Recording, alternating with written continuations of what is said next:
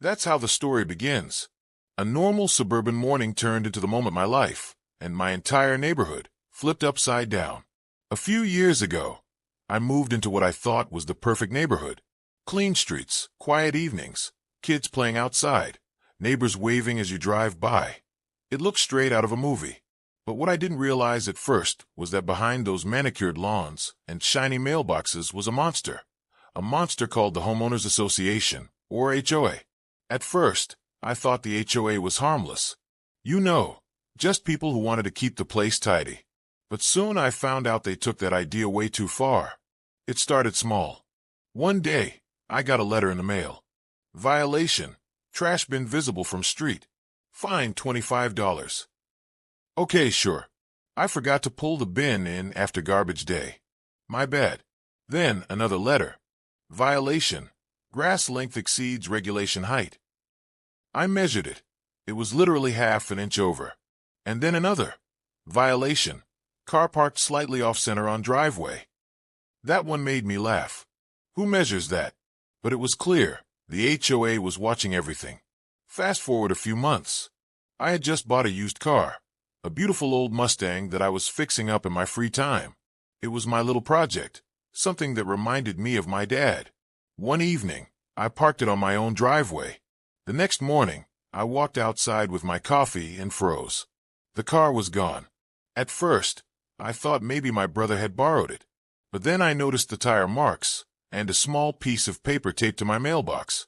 Vehicle towed for violation of HOA parking policy. Violation? My driveway?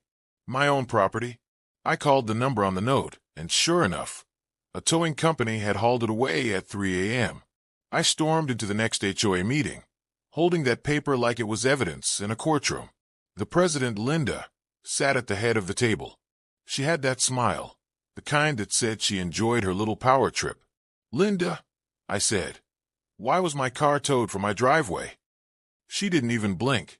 It was an unauthorized vehicle, she said. Your registration tag was expired. Expired by 4 days. I told her I was renewing it that week, but she shrugged. Rules are rules. When I asked if she could at least help me get it back, she said, you'll have to talk to the towing company. We don't get involved after it's towed. That's when I realized something. She enjoyed this. I called the towing company. They said they'd only release it after I paid $450 in fees, tow charge, storage, and administrative costs. I didn't want to fight. I just wanted my car back. But when I got there, something felt off. The lot was filthy, cars were stacked like junk, and the guy behind the counter couldn't have cared less. He smirked when I told him the HOA had my car towed. He said, yeah, we get calls from them all the time. They love towing people. That sentence stuck in my head. A few days later, I was talking to my neighbor, Tom, who used to work in real estate. When I mentioned my towing nightmare, he gave me a look. Wait, which company towed your car? He asked. I told him the name. His eyebrows shot up. You know that company's owned by Linda's cousin, right? I froze. What? He nodded. It's been like that for years. They have some kind of deal. HOA calls them. They split the profit on every tow. It all clicked. The insane rules, the constant violations, the unnecessary towing. It wasn't about keeping the neighborhood neat. It was about money. And suddenly, that $450 fine didn't sting as much as the injustice did. At first, I thought about suing them. I even called a lawyer. But then, something better crossed my mind. If they wanted to play dirty, maybe I could play smarter. I started digging into the towing company. It wasn't hard to find out that their owner, Linda's cousin, was in deep debt.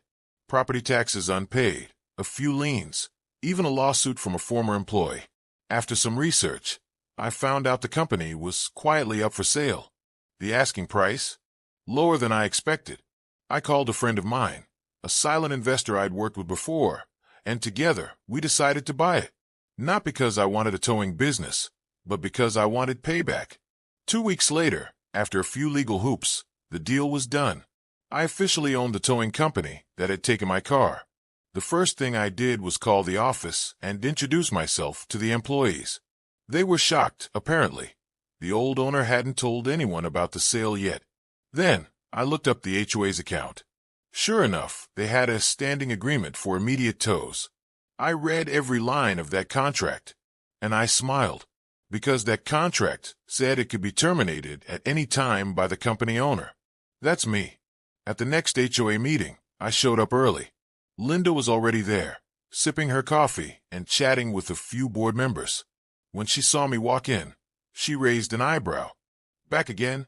Did you finally get your car back? I grinned. Oh, I did. In fact, I own the towing company that took it. The look on her face? Priceless. She laughed like I was joking, until I slid a folder across the table. It was the ownership transfer document, with my name on it. Her smile vanished. Effective immediately, I said. The HOA towing agreement is terminated, and if any of your board members ever call my company again, I'll charge you personally for harassment. The room went dead silent. I stood up, nodded politely, and walked out. But that wasn't the end, not even close. Because once I had access to their towing records, I discovered something that blew this entire thing wide open. When I got home that night, I couldn't sleep. I kept thinking about what I just said in that meeting, and the look on Linda's face when she realized she no longer had control. But something about those towing records bothered me. So I made myself some coffee, sat down at my desk, and started going through them one by one. There were hundreds of entries. Cars towed at all hours, 2 a.m., 4 a.m., even noon on weekdays. Most were from my neighborhood, but some were from nearby communities. Every single one listed the requester as HOA President Linda Carter. And almost all of them were labeled as paid in cash. That made no sense. HOAs don't pay cash. They write checks or do transfers. Then I noticed something worse. For every tow, there was a split payment note, 60% to the towing company, 40% to consulting fee. That consulting fee went to a small company named LC Community Services. LC, Linda Carter. She had literally built her own side business just to funnel money from towing fines. That was my smoking gun. The next morning, I printed out everything, the records, the contracts, the payment trails, all of it. But I didn't go to her first. I went to the county compliance office. I showed them everything and explained how the HOA and the towing company had been running an illegal kickback scheme for years. The officer who reviewed it said, "You might have just uncovered one of the biggest HOA scams we've seen." A week later, investigators were crawling all over the HOA office. They took files, computers, and even questioned board members. The neighborhood went into chaos. People were whispering, trying to figure out what happened. And when the news finally came out that the HOA had been taking money from tows and pocketing it, everyone was furious. Linda tried to defend herself, saying it was a misunderstanding, but it didn't work. She was forced to resign, fined heavily, and banned from ever serving on a homeowner's board again. The HOA board was restructured, and guess who they asked to join as the new president? Yeah, me. At first, I said no. I didn't want to become what she was. But then I thought, maybe I could fix what she broke. So I accepted, but with one rule. No more towing unless it was for safety or law enforcement reasons. I wanted people to actually feel safe in their own homes again, not scared of being fined for parking wrong.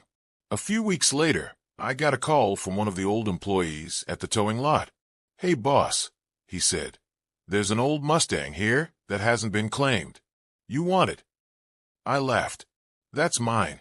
Keep it safe, I'll be there in 10. When I walked into the lot, I saw that car, my Mustang, sitting there in the sunlight, still dusty but perfect. It felt like a full-circle moment. I touched the hood and smiled. "You've been through a lot," I said quietly, "but so have I." That night, I drove it back home and parked it right where it belonged, in my driveway. My neighbors clapped as I pulled in. It sounds silly, but it felt like victory. Not just for me, but for everyone who'd been pushed around by someone like Linda. But here's the twist. The story doesn't quite end there. A few months later, I was running the towing company properly, helping people instead of exploiting them.